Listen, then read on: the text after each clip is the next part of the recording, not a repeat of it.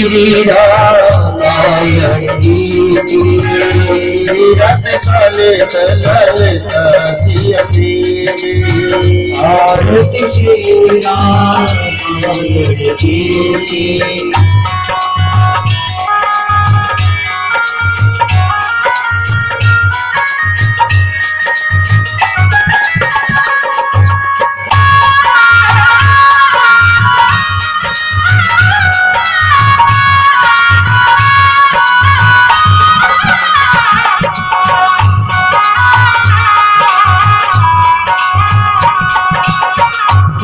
मलहरन पिसया रस की, कल मलहरन पिसया रस की।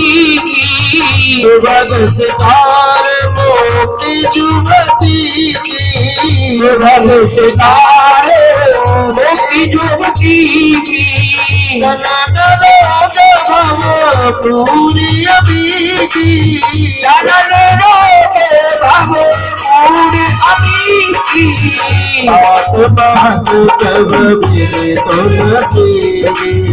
आरती श्री रामायण जी की।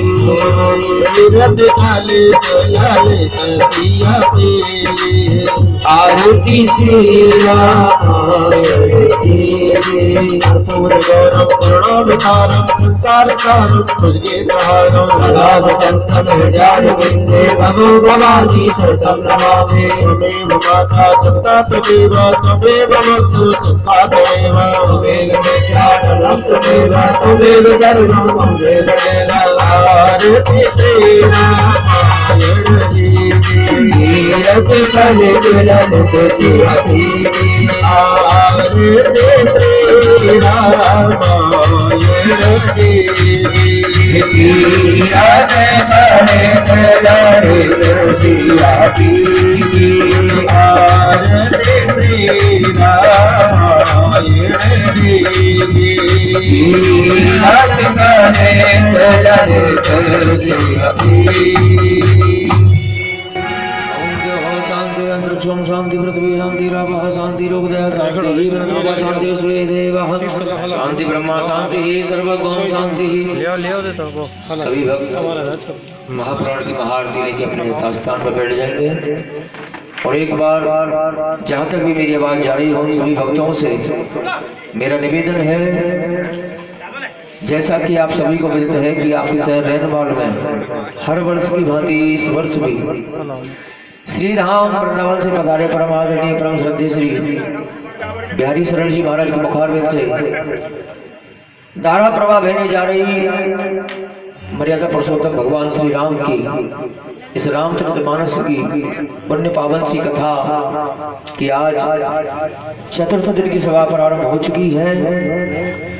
जहाँ तक भी इस ध्वनि यंत्र के माध्यम से मेरी आवाज आपके कानों तक जा रही हो, सभी माता बहन भाई बंधुओं से मेरा निवेदन है कि अपने गृह कार्यों को यथास्थान पर विराम देकर करके जल्द से जल्द कथा प्रांगण में पधारें और श्री महाराज जी के मुखारविंद से धारा प्रवाह बहने जा रही श्री राम कथा की इस पावन सी कथा को श्रवण कर अपने जीवन को कृतार्थ करें। कहते हैं जब तक रहेगी जिंदगी फुर्सत ना होगी काम से, कुछ समय ऐसा निकालो प्रेम करो श्री राम से। अगर तुलसी को भी हनुमान मिला है तो सत्संग में मिला है, मीरा को श्याम मिला है तो सत्संग में मिला है। तो मैं पुनः निवेदन करता हूँ समस्त क्षेत्रवासियों से कि वो ज्यादा से ज्यादा संख्या में पधारें और श्री महाराज जी के मुखारविंद से कथा श्रवण कर अपने जीवन को कृतार्थ करें। मैं निवेदन करता हूँ श्री महाराज जी से कि यहाँ पर पधारे समस्त कथा प्रेमियों को अपनी रसमयी वाणी से कृतार्थ करें। आदरणीय प्रश्न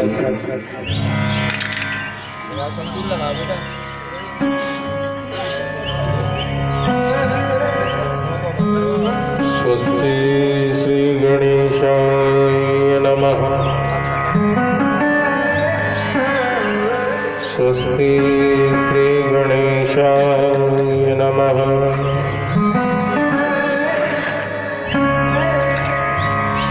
श्री वाग्देव्यै नमः। वीणाभूषणाय त्र्यम्बकधारिणे नमः।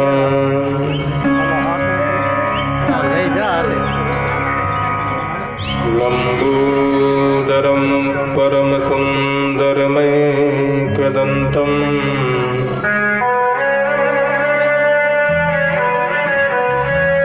रक्ताम्बरं त्रिनयनं परमं पवित्रम्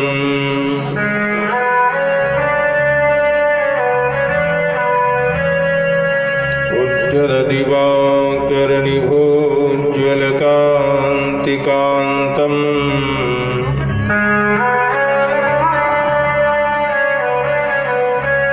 विघ्नेश्वरं सकलविघ्नहरं नमामि।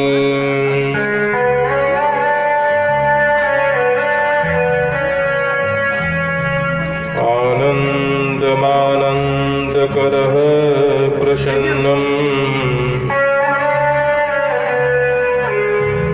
ज्ञानं स्वरूपं निजभावयुक्तम्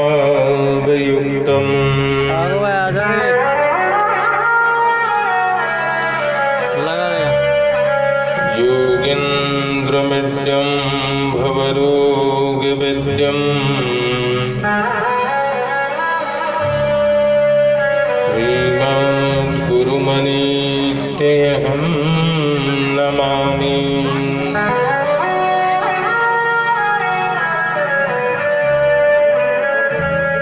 ध्येयं सदा परिभवग्नमभीष्टदोहम्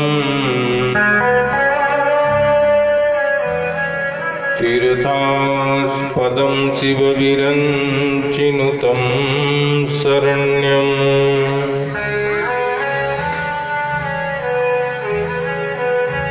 प्रत्यारतिहं प्रणतपालभवाब्धिपूतम्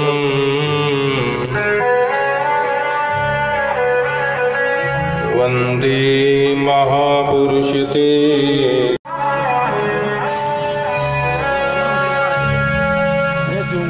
अग्रीवाचयति प्रभञ्जनसुते ततवं मुनिभ्ये परम्।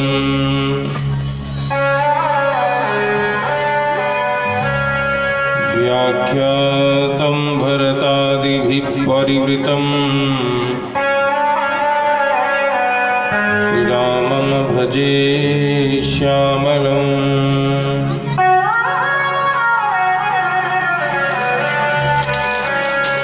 भवानी शङ्करौ वन्दे श्रद्धा विश्वासरूपिणो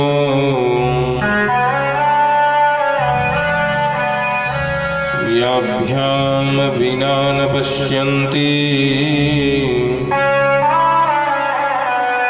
सिद्धा स्वान्तस्तमीश्वरम्।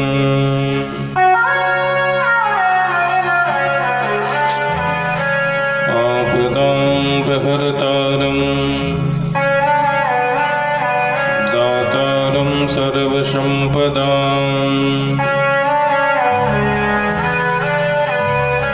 लोकाभिरामं श्रीरामं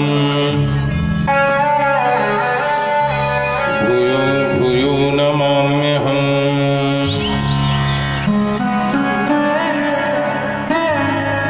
यत्र यत्र रघुनाथकीर्तनं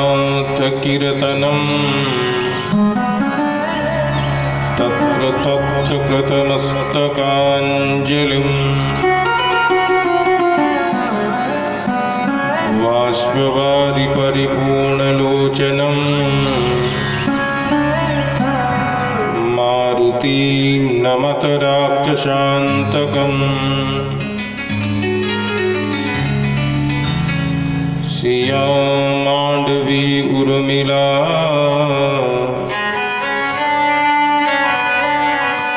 श्रुति कीरति बरवान। चारु सुवन चारहु रतन तुलसी करत प्रणाम।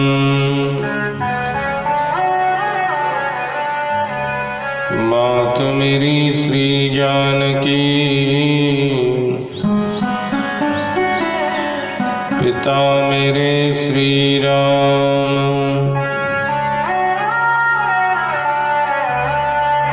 इन दोनों के चरणन में मेरो कोटि प्रणाम।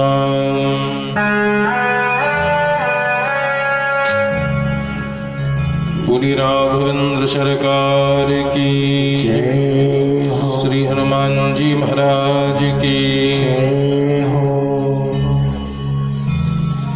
परम मंगलमय भक्तवांच कल्पतरु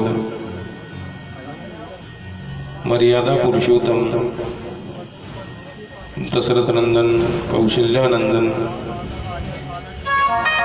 जानकी वल्लभ प्रभु सीताराम जी के श्री चरणों में कोटि कोटि प्रणाम करते हुए वंदन करते हैं। प्रातः स्मरणीय परम पूज्य श्री सद्गुरुदेव भगवान के श्री चरणों में नमन करते हैं। पांच भौतिक देह के रचयिता अपने माता पिता के श्री चरणों में नमन करते हैं।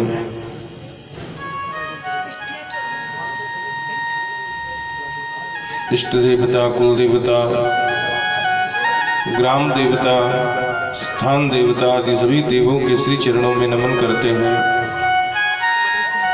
सत्य सनातन शाश्वत हिंदू धर्म के अनुसार सभी देवी देवताओं को वंदन करते हैं। संत असंत खल दुष्ट भूत प्रेत पिशाच गंधर्व वैताल आदि सभी के श्री चरणों में प्रणाम। श्री राम कथा के परम रसिकाचार्य भगवान श्री गौरी शंकर के श्री चरणों में नमन। द्वितीय रसिकाचार्य श्री हनुमंत लाल जी महाराज के श्री चरणों में प्रणाम। श्री काकभुसुंडी जी के श्री चरणों में नमन। भगवान वाल्मीकि गोस्वामी तुलसीदास जी याज्ञवल्क्य के गोस्वामी आदि सभी आचार्यों के श्री चरणों में नमन। सभी राम भक्तों को भी प्रणाम।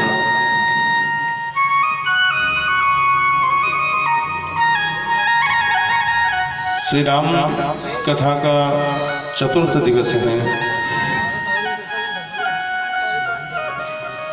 वैसे तो प्रभु की लीलाएं और भगवान की कथाएं अनंत हैं,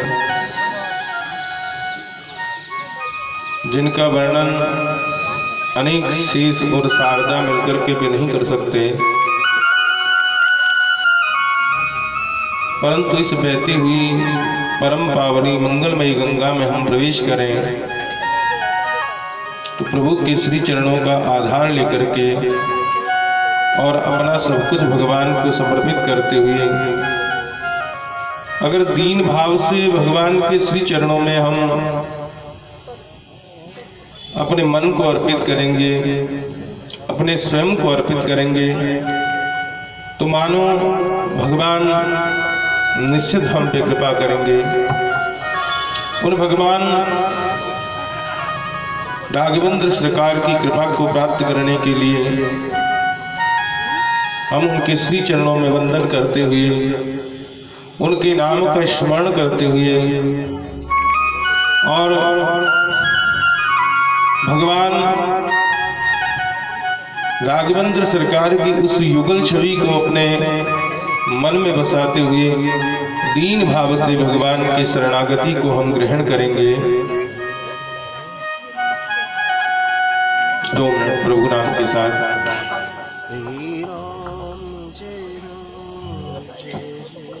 श्री राम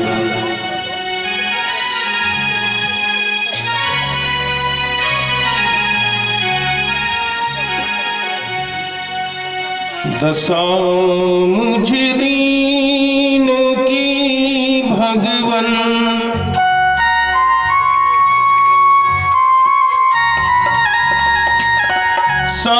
संभालोगे तो क्या होगा।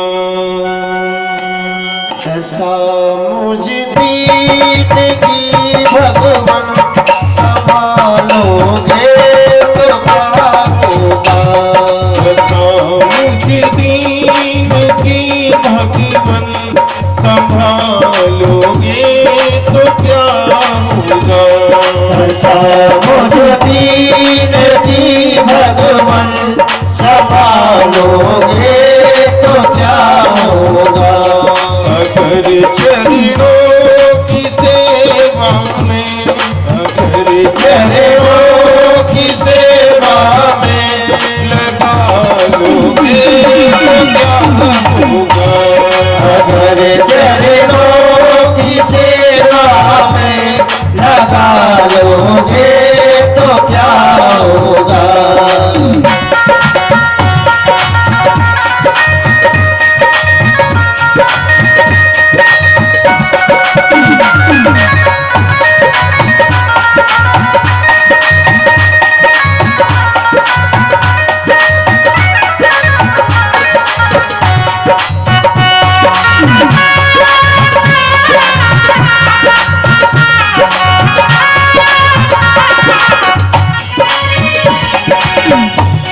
जिन्होंने तुमको करुणा कर पतित पावन बनाया है। जिन्होंने करुणा कर लोगों पतित पावन बनाया है। जिन्होंने तुमको करुणा कर पतित पावन बनाया है। जिन्होंने तुमको करुणा कर पतित पावन बनाया है। पतित पावन बनाया है। पतित पावन बनाया है। पतित पावन बनाया है। पतित पावन बनाया है। मुनि पतितों को तुम पावन, मुनि पतितों को तुम पावन बना लोगे तो क्या होगा। ऐसा मुझ दीन की भगवान संभालोगे तो क्या होगा।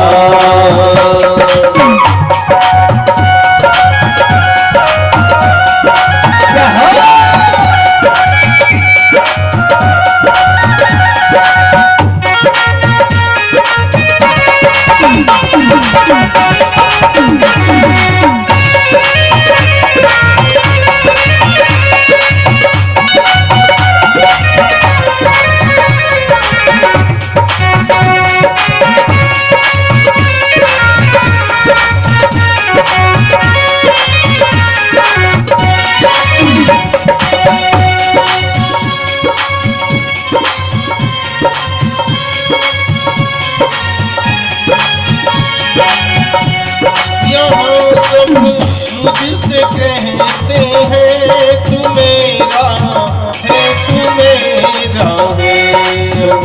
सब मुझसे कहते हैं तू मेरा है, तू मेरा है। तू मेरा है, तू मेरा है। तू मेरा है, तू मेरा है। मैं किसका हूँ ये झगड़ा तुम, मैं किसका हूँ ये झगड़ा तुम मिटा दोगे तो क्या होगा। ऐसा मुझ दीन की भगवान संभालोगे तो क्या होगा।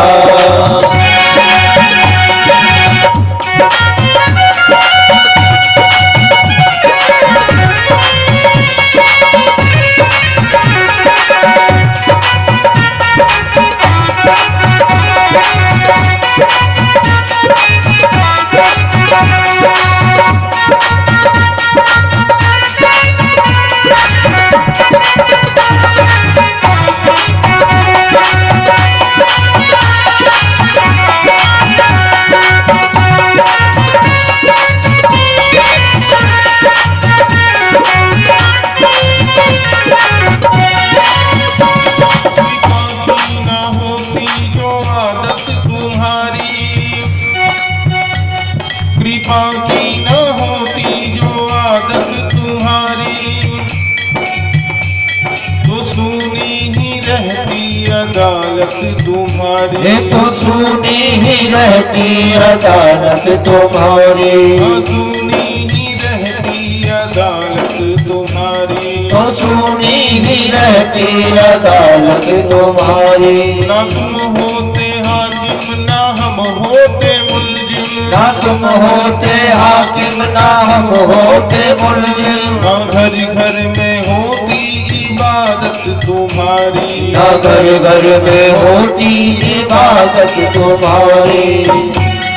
अजा मिल गीत गणिका जिस दया सागर से करते हैं। अजा मिल गीत गणिका जिस दया सागर से करते हैं। अजा मिल गीत गणिका जिस दया सागर से करते हैं। अजा मिल गीत गणिका जिस दया सागर से करते हैं।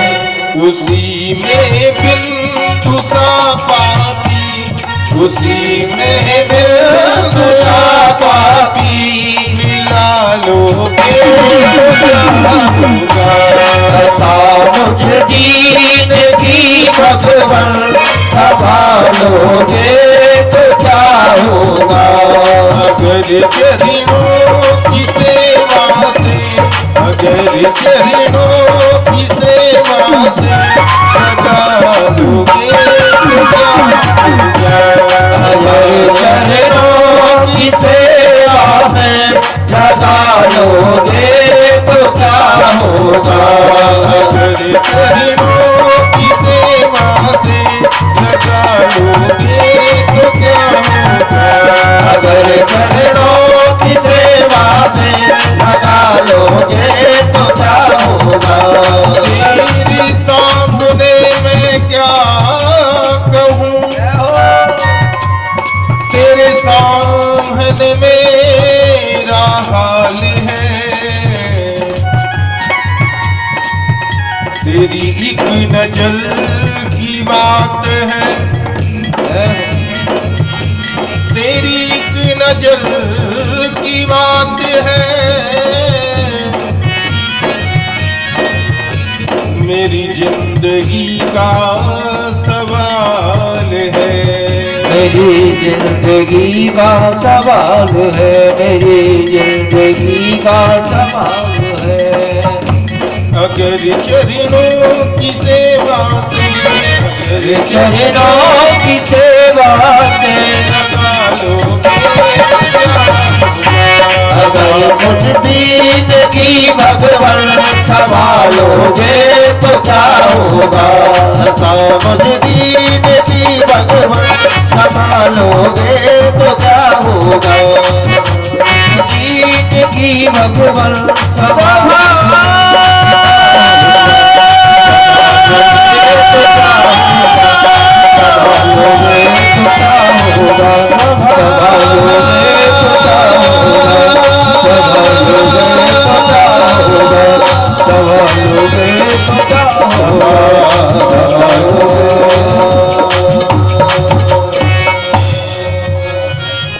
सीताराम भगवान की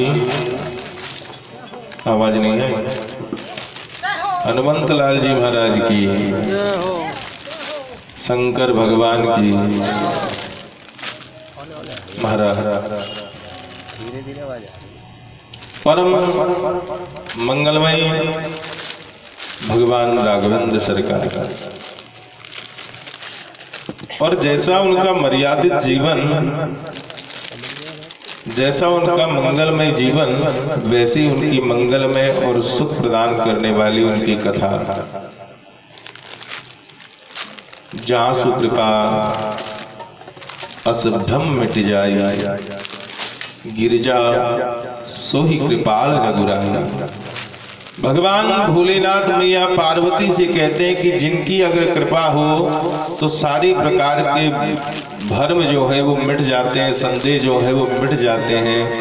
ऐसे दयालु हैं कौन? भगवान श्री राम। पर सादर सुमिरन जे नर करे। जो अपने मन से, जो अपने भाव से उनका सुमिरन करते हैं, तो भव बारिधि गोपद इवतर ही, जैसे गाय के खुर से बने हुए गड्ढे को व्यक्ति आराम से पार कर लेता है, सहजता से उससे पार चला जाता है, वैसे ही जीव है वो संसार सागर को पार कर जाता है। अनंत संत महात्मा अमलात्मा विमलात्मा संतों की, विद्वानों की, ऋषियों की एक ही वाणी रही है, एक ही लक्ष्य रहा है कि येन केन प्रकारेण, कैसे भी करके किसी भी प्रकार से जीव भगवान की शरणागति को ग्रहण करें। भगवान की शरणागति को बिना ग्रहण किए जीव उस बैल की तरह है जो कार्य तो करता है, काम तो खूब करता है, परंतु कभी उसको यश नहीं मिलता, कभी उस बैल का नाम नहीं होता है। उस बैल की तरह है, कितनी भी मेहनत करने के बाद भी उसको कुछ भी प्राप्त होने वाला नहीं है। वो बार बार चलता जाता है, घाणी का जैसे चक्कर लगाता जाता है, वैसे इस संसार सागर में वो जीव भी चक्कर लगाते जाता है। सोचने समझने की शक्ति केवल भगवान ने मनुष्य को दी है, इसके अलावा किसी को नहीं दी। अब जिसमें सोचने और समझने की शक्ति है वो ज्ञान को भी प्राप्त कर सकता है, और जिसने ज्ञान को प्राप्त कर लिया वो अपने जीवन को मर्यादित होकर के जी भी सकता है। अब अगर व्यक्ति को यही पता नहीं हो कि बिजली के तार को पकड़ने से करंट लगता है, अगर उसको इस बात का पता नहीं तो वो पकड़ेगा ना। पर जब करंट लग जाता है तो उसको इस बात का पता चल जाता है कि इस तार में करंट है, इसको पकड़ने से मृत्यु भी हो सकती है? वैसे ही जब तक व्यक्ति को पता नहीं होगा तब तक वो पाप कर्मों में लिप्त रहेगा, पर जब उसे पता चलेगा कि कुछ कर्म ऐसे हैं जिनको करने से पाप लगता है, तो वो उसी प्रकार से उससे दूर हो जाएगा जैसे बिजली के वायर से, तार से दूर हट जाएगा। भगवान भोलेनाथ कथा कहते हैं कि राम जन्म के हेतु अनेका, परम विचित्र एक ते एका। पहला कारण,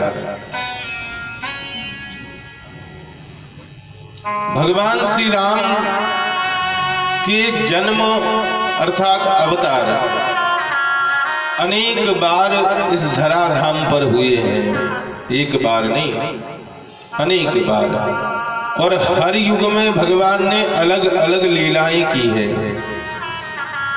अब कौन से युग में किस कारण से अवतार हुआ, गोस्वामी जी कुछ एक अवतारों का वर्णन करते हैं, कुछ एक कारणों का वर्णन करते हैं कि भगवान का अवतार क्यों हुआ। महाराज, सबसे पहले तो भगवान का अवतार तब होता है जब धर्म की हानि होती है।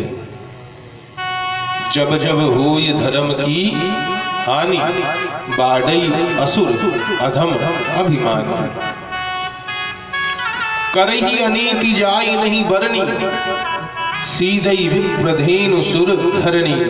जब जब भगवान के द्वारा बनाई गई सृष्टि में इस भूलोक पर, इस मृत्यु लोक के ऊपर पाप बढ़ जाता है, अधर्म बढ़ जाता है, धर्म का लोप होता है, तब तब भगवान का अवतार होता है। धर्म संस्थापनार्थाय संभवामि युगे युगे।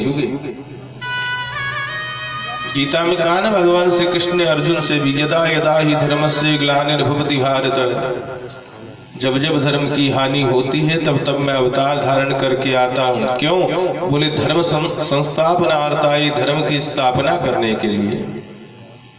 महाराज पहला कारण यही है जिस कारण से भगवान इस धराधाम पे अवतार धारण करते हैं। कभी राम बन करके आते हैं, कभी कृष्ण बन करके आते हैं, कभी वराह बन करके आते हैं, कभी परशुराम रूप धारण करके आते हैं, कभी मत्स्य अवतार लेकर के आते हैं, कभी वामन बन करके आते हैं, कभी कश्यप बन करके आते हैं।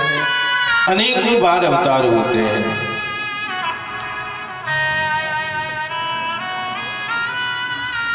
जब धर्म की नैया डोलने लगती है तो भगवान के अंशावतार भी हुआ करते हैं,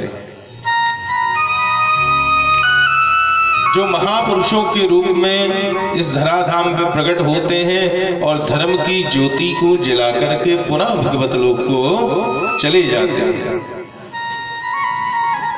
धर्म की ज्योति को जलाकर पुनः भगवत लोक को चले जाते हैं। कुछ महापुरुषों के अवतार भी होते हैं। महाराज भगवान भोलेनाथ मैया पार्वती को कथा कह रहे हैं। चलो हम भी उस कथा में प्रवेश करते हैं। जय विजय की कथा आपने कल सुनी कि जय और विजय को श्राप लगा सनक सनंदन सनत कुमार आदि ऋषियों का, और कहा तुम राक्षस हो जाओ।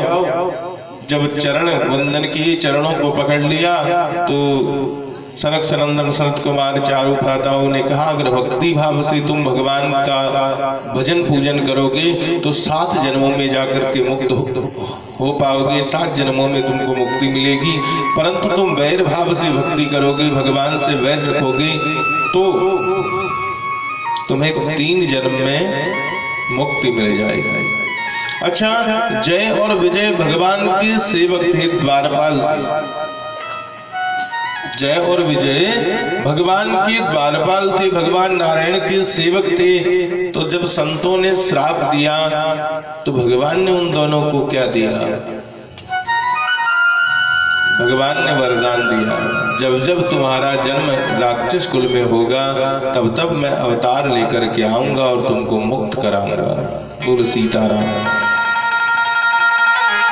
महाराज वही जय और विजय रावण और कुंभकर्ण बनकर के आए हैं। पहले जन्म में, प्रथम जन्म में हिरण्यकश्यपु और हिरण्याक्ष के रूप में उनका जन्म हुआ। पहले जन्म में भगवान ने वराह और नरसिंह बनकर के उनको मुक्त किया। द्वितीय जन्म में वही जय और विजय रावण और कुंभकर्ण बनकर के आए, भगवान ने राम बनकर के उनको मुक्त किया। तृतीय जन्म में वही जय और विजय शिशुपाल और दंत वक्र बनकर के आई, भगवान ने कृष्ण अवतार धारण करके उनको मुक्ति प्रदान की। महाराज तीसरा कारण, कश्यप और अदिति माँ, कश्यप ऋषि और अदिति माँ जो है उन्होंने तपस्या की, और तपस्या के प्रभाव से जब भगवान प्रसन्नचित्त हुई तो भगवान ने उनसे कहा वर मांगो, वरदान मांगो। तो भगवान से कश्यप अदिति ने कहा महाराज आप हमारे यहाँ पुत्र बनकर के आई, यही वरदान चाहते हैं। बोलो सीताराम। भगवान ने कहा इस जन्म में तो संभव नहीं है, पर अगले जन्म में तुम्हारे यहाँ पुत्र बनकर के आएंगे। और उन्हीं कश्यप अदिति का दूसरा जन्म दशरथ और कौशल्या के रूप में अवधपुरी में हुआ। बोलो सीताराम। हमारे बीच दौलपुरा के शेखावाटी के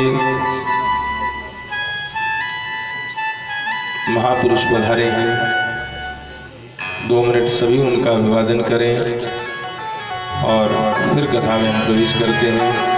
श्री राम जय राम जय जय राम, श्री राम जय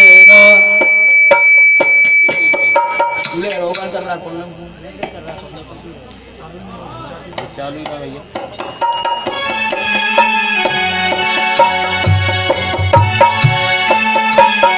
राम जय राम जय जय राम, श्री राम जय राम जय जय राम, राम जय राम जय जय राम, श्री राम जय राम जय जय राम, श्री राम जय राम जय जय राम, श्री राम जय राम जय जय राम, श्री राम जय राम जय जय राम, श्री राम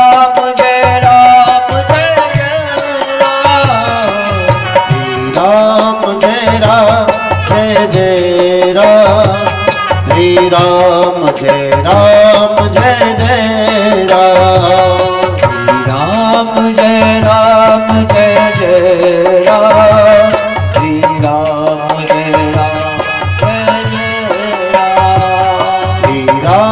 जय राम जय जय राम, श्री राम जय राम जय जय राम, श्री राम जय राम जय जय राम, श्री राम जय राम जय जय राम, श्री राम जय राम जय जय राम, श्री राम जय राम जय जय राम, श्री राम जय राम जय जय राम, श्री राम जय राम जय जय राम, श्री राम जय राम जय जय राम, श्री राम जय राम जय जय राम, श्री राम जय राम जय जय राम। सीताराम भगवान की जय। संत समागम हरि कथा तुलसी दुर्लभ दोय। भगवान की कथा सुनने को मिल जाए और संतों का समागम हो जाए, हैं? ये जिंदगी की सबसे बड़ी पूंजी है भाई। आप बैंक में पैसा जमा कर सकते हो, हैं? लेकिन जब जाओगे ना, हाँ, तो बैंक का क्या घर का रहेगा वो भी काम नहीं आने वाला।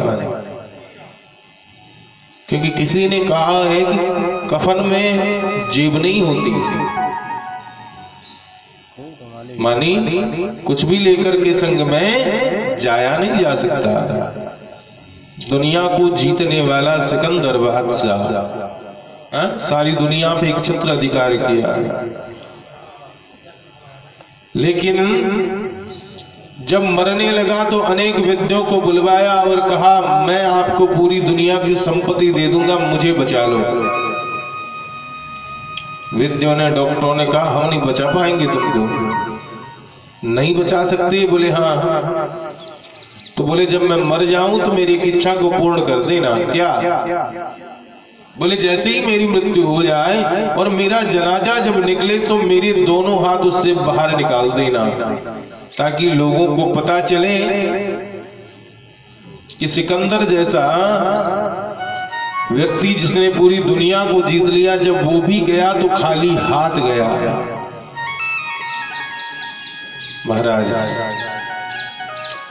ऋषि कश्यप और अदिति माता ने तब किया और भगवान से पुत्र रूप में अवतरित होने का आग्रह किया। आप हमारे यहाँ पुत्र बन करके आए,